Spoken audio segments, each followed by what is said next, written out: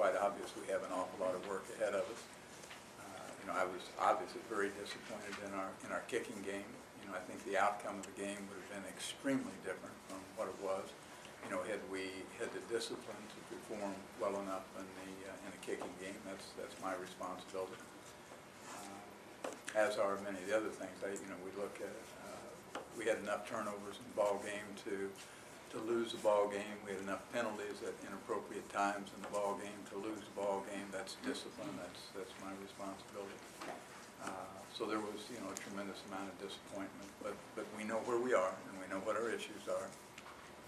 And I think our youngsters will work hard to try to improve themselves. I think all of us will. Does playing a team such as this help your team prepare for the speed they'll see once they get into conference play? Well, obviously, anytime you play, you hope that there's something that you can take away from it that helps you prepare for your conference play, and yes, it will. I mean, it's a vital point. And once again, it will.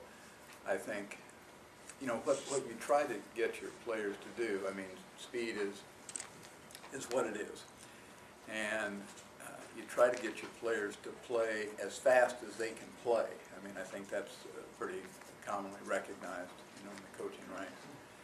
And when sometimes a youngster that's a little slower of foot, if he plays as hard as he possibly can, plays as smart and as fast because he understands what he's supposed to be doing, so therefore he's not a step behind, then sometimes that makes up for what might be on the clock a lack of, or by comparison, a lack of speed.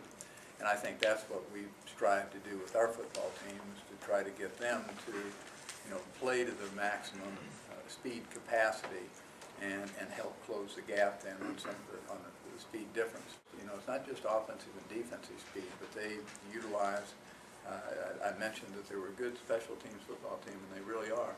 And they use their starters on special teams. I appreciate that attitude. That's the attitude I like to have. And you appreciate players that are willing to play as hard on special teams as they do on offense and defense. And I think it appears to me that their players are fit that mold. Thomas and Valentine, the 1-2 punch they gave you against UMass, and the ability to be able to control the clock. I thought they both, obviously did a very nice job. Truly did. As you can see, Thomas, they're a little different type of runner, and as I've said before, Thomas is a fluid runner, and can run with some strength and power. He, as you notice many times, that he so to speak moved the pile. And that comes from good lower body strength as well as upper body strength, and he's a sizable back as well. But Keithan runs hard as well. I mean, none of that is ever intended to say that Keithan doesn't run hard, because he does, and you evidence that in the ball game. The important thing for us is we got blocked people in front of him and give them some chances. They made a lot of yardage, on kind of that yards after you get hit, and what we've got to be able to do is give them some cleaner spaces in which to operate. Where do you see Lamar Brown as, and what's his role on this team going forward? Well, he's playing on some special teams for us. He's a starter. He's, I think he's made some headway. He's developing. I think as wide receiver, that is his role. On our football team there and on special teams. He's a physical wide receiver. Just a matter of really the first time he's lined up and played that position on the field, and there were some nuances to the game that kind of caught him unaware, and there were probably just a lack of experience at the position that was hard, that he had to make some adjustments to. But he'll keep getting better. Nobody works any harder. Nobody's more conscientious than Lamar. Hey, Coach, we've had a particularly mild summer here. What do you anticipate about going down to hot Louisiana? Well, it's important for our players to, stay hydrated, which means you've got to drink fluids all the time, constantly. I think again, there's mental aspect of it, it just says go play. You know, just, you know, the conditions are what the conditions are. You know, whether it's, you know, in a different environment in the stadium, whether it happens to be heat conditions. You know, we practiced indoors last night, turned the heat up, so it was about 90 degrees inside. But that's, you know, that's, and you're right. I mean, I was telling somebody, in the 20 years I've been here, you know, we've never had weather like this at this time of year. It's amazing. And we're always concerned about global warming. Give me a break.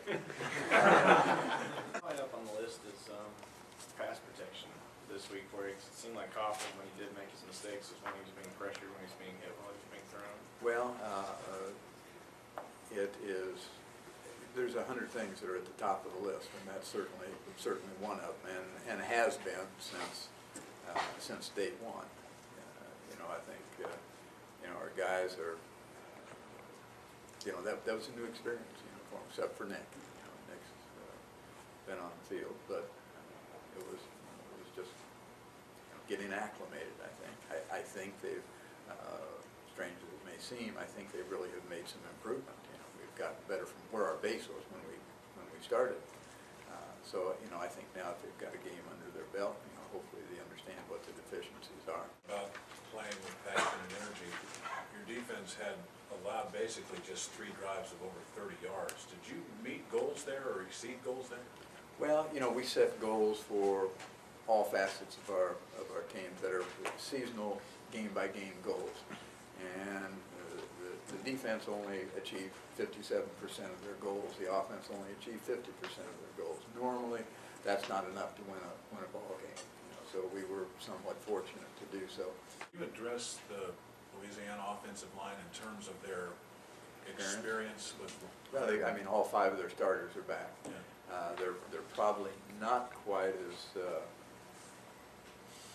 You know, UMass was a little rangier, a little taller, and carried, I think, Louisiana averaged Massachusetts averaged 304 across the offensive front. This group averaged about 286 across the front. So there's a little bit of difference, not a great deal, not, you know, that makes a great deal of difference. But what they do possess is that they, you know, it's a well-coached offensive line. It's a well-coached football team. You know, everybody says that, but it truly is.